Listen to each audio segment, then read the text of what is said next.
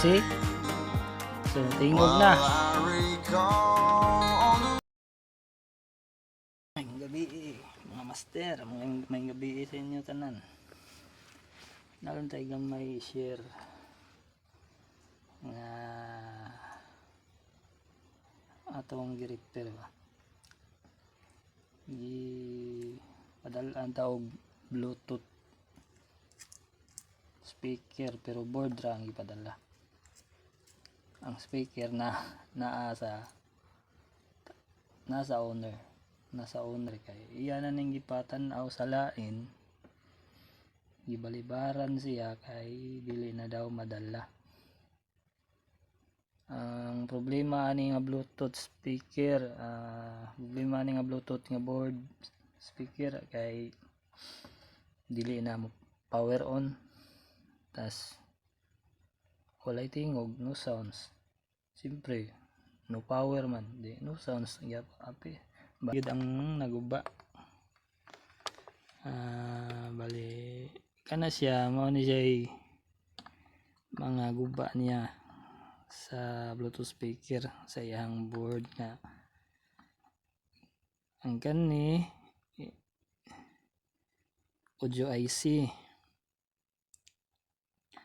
then kani nga IC is para ni sa power switch on nga IC ni. Bali mo ni siya mo control sa ground para mag switch on ang imong Bluetooth. So kung kani maguba di gyud ma-on imong Bluetooth speaker kay mao man ni siya ga contact silbi sa ground. Then kani regulator IC ni mao pod niyang mag-regulate sa over voltage nga musulod sa Bluetooth speaker. Then kani diode Shakti rectifier diode, shorted ni, nakita ang mga guba niya. Then ang akong gibuhat kay wala man tani natauran na nako. Bali ang kaning tulo ay wala tani. So kani kay pang switch on IC man ni. So kay wala am tay IC. So bali ang himo na tong kuan, gi-jumper na lang nako ang ground mismo nga nakakunik ani nga IC which is para ma-switch on. Ako na lang gi-jumper para naka-switch on na siya taan. Kay para maka-paandar lang ta sa Bluetooth. No worries kay naman sad ni siya manual nga switch on ang kaning mismo nga volume control. Dayon kaning audio IC kay wala man sa dana kani ako gipuli. Kita mo mini amplifier module,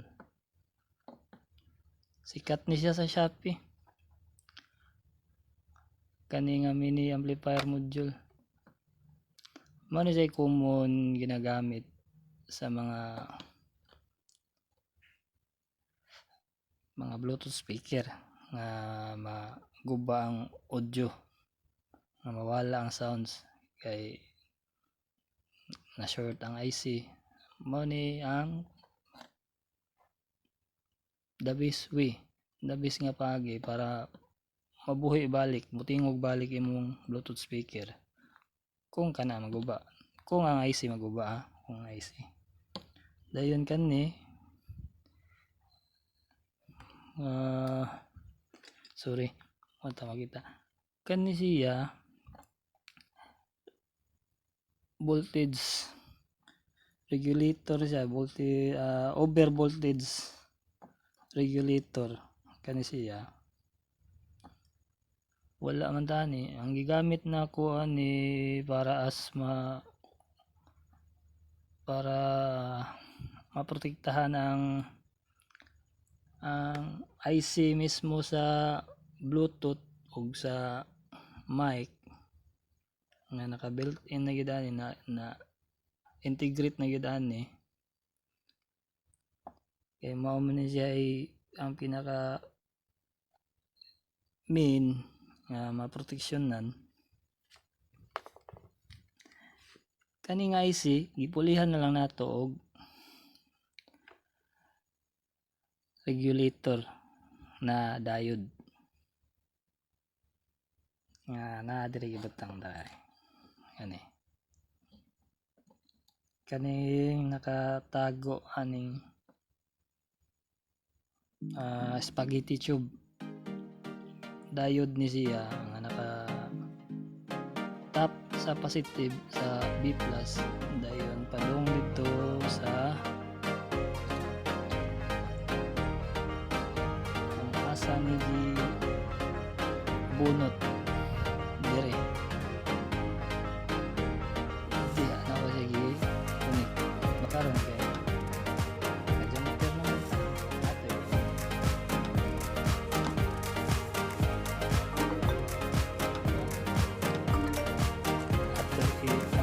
sa connect naman naka-bluetooth na.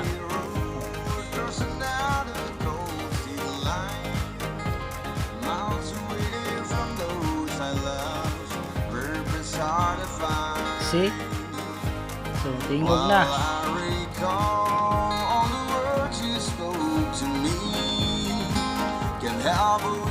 Ato jay gamit din sa umira ni mo nilang gamit battery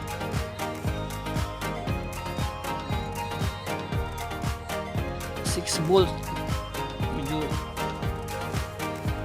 taas gamay siya nasa 1 volt sobra kani mostly 5 volt rin siya ang pinaka maximum sa Bluetooth speaker. So ang cost atong naguba ni mga pisa ni niya is kaning battery. Bali, ni-surrender ang mga IC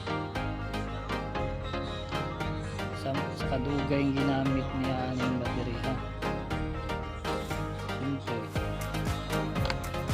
Ba may ng pisa labi na may medyo excess ng voltage. So sige lang kaya ato nang may pangitag pagi makontrol mabawasan niyang mahatag niya nga voltahe aning nabuo. Siyempre testing naman sa Bluetooth testingan na ito USB na ito.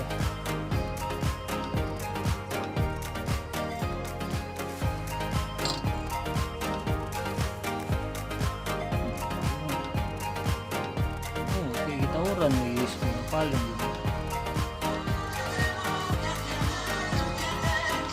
Diba?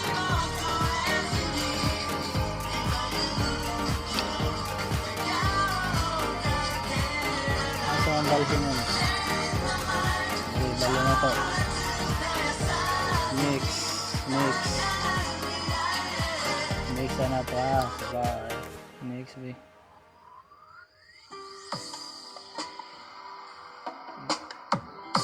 Okay. Shout out sa owner. Okay na yung Bluetooth sir.